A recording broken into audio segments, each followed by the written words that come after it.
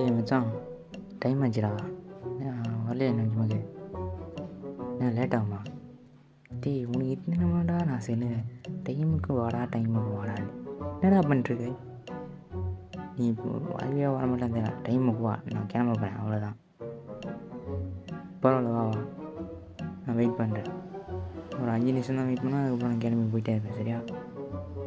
டேய் என்னடா, என் வேலையெல்லாம் நான் முடிச்சுட்டு வந்துட்டேன்டா, நீ தான்டா இன்னும் வர மாட்டேங்கிற. வந்து தொலைடா.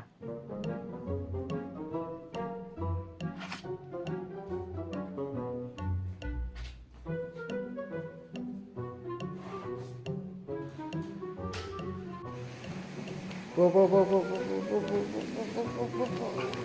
என்ன உடம்பு குறைச்சிருவியாப்புல? இந்த வருஷம் கம்பேக்கா?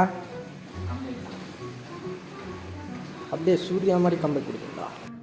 டேய் உன் எதுனத்தெல்லாம் சரியாது, வானா வரணும்டா. நான் வேறு ஒருத்தவங்க கூட போயிட்டு வந்திருக்கேன் நான் ஜிம்முக்கு.